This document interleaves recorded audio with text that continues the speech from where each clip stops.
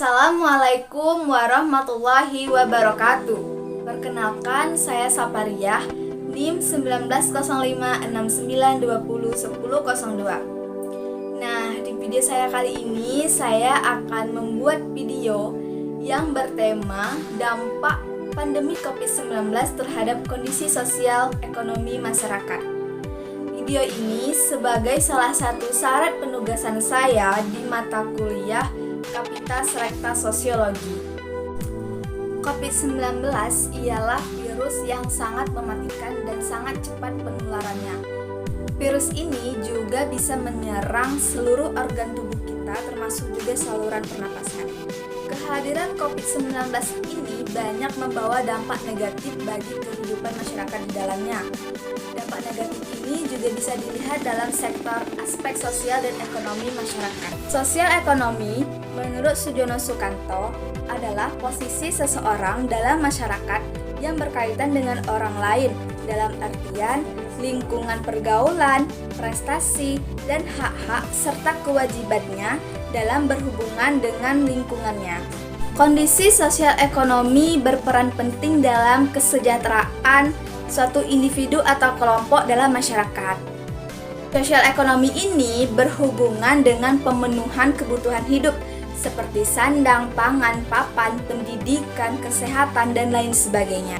Nah, ketika kita berbicara tentang dampak yang ditimbulkan dari COVID-19 ini terhadap aspek sosial ekonomi, berarti ialah sebab akibat yang ditimbulkan oleh COVID-19 itu sendiri. COVID-19 tentunya juga membawa dampak yang sangat serius bagi kondisi sosial ekonomi masyarakat Indonesia, karena termasuk mengancam kesejahteraan masyarakat. Berbagai pelemahan perekonomian berdampak ke rumah tangga, usaha mikro kecil dan menengah atau UMKM, korporasi, dan sektor keuangan.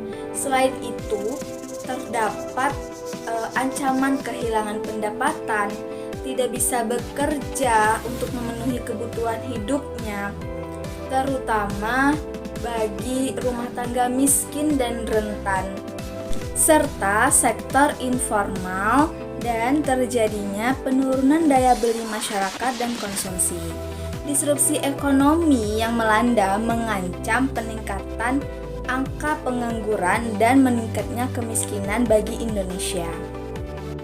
Dampak negatif dari adanya pandemi COVID-19 ini ialah yang pertama, penurunan pendapatan. Penularan yang cepat dan jumlah korban jiwa yang terus bertambah membuat pemerintah Indonesia harus membuat kebijakan untuk mengurangi angka positif dan korban jiwa. Beberapa kebijakan seperti pembatasan sosial berskala besar atau PSBB, bahkan sampai karantina wilayah, sehingga membuat masyarakat terhambat untuk melakukan aktivitasnya dan kegiatan ekonominya juga terhambat. Kehadiran COVID-19 ini juga mengubah pola hidup masyarakat kita, di mana sebelum adanya COVID ini tidak ada aturan kita untuk harus menggunakan masker, harus menggunakan hand sanitizer, menjaga jarak, dan harus mencuci tangan ke setiap tempat yang akan kita kunjungi. Nah, dengan kondisi seperti ini, kita harus bisa terbiasa dan beradaptasi dengan kondisi, situasi, dan lingkungan yang terbaru. Dampak pandemi pada sektor ekonomi. Yang pertama, terjadinya PHK besar-besaran. Yang kedua, terjadinya penurunan PMI Manufacturing Indonesia mencapai 45,3% pada Maret 2020. Yang ketiga, terjadinya penurunan impor sebesar 3,7% pada triwulan 1. Yang keempat, terjadinya inflasi. Dan yang kelima, terjadinya penurunan pada sektor pariwisata. Nah, bisa dilihat dari presentasi pertumbuhan ekonomi Indonesia pada tahun 2020 itu sangat-sangat mengalami penurunan yang drastis dibandingkan tahun-tahun sebelumnya. Dan diperkirakan untuk tahun-tahun berikutnya itu pertumbuhan ekonomi di Indonesia akan mulai stabil. Dampak sosial yang juga dipengaruhi oleh pandemi COVID-19 ini yaitu meningkatnya angka kriminalitas. yang disebabkan oleh situasi pandemi yang melumpuhkan perekonomian. Kriminalitas yang terjadi kebanyakan dengan motif pencurian. Kasus COVID-19 ini bukan hanya menyebabkan disorganisasi sosial, namun juga menyebabkan disfungsi sosial. Disfungsi sosial terjadi ketika seseorang tidak mampu menjalankan fungsi sosial yang sesuai dengan status sosial akibat rasa takut terhadap COVID-19. Contohnya, ialah pada sikap masyarakat yang mulai membatasi jarak dengan orang lain. Disfungsi sosial ini membuat individu justru mengalami gangguan pada kesehatannya. Dalam perspektif sosiologi kesehatan, seseorang disebut sehat jika kondisi fisik, mental, spiritual, maupun sosial dapat membuat individu tersebut menjalankan fungsi sosialnya.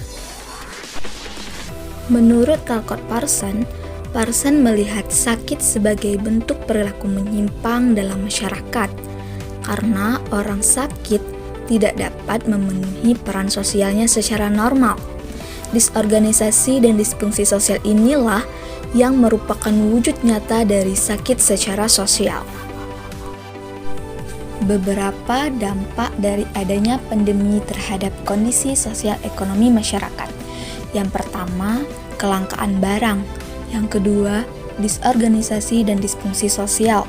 Yang ketiga, tindakan kriminal. Yang keempat, melemahnya sektor pariwisata. Yang kelima, angka pengangguran dan kemiskinan meningkat. Nah, baiklah, itu saja materi yang bisa saya sampaikan. Mohon maaf jika dalam penyampaian dan pembuatan video ini masih banyak kekurangan dan kesalahan, karena kesempurnaan hanya milik Allah Subhanahu wa Ta'ala. Saya meminta maaf dan mengucapkan terima kasih. Wabillahi taufiq wa hidayah. Wassalamualaikum warahmatullahi wabarakatuh.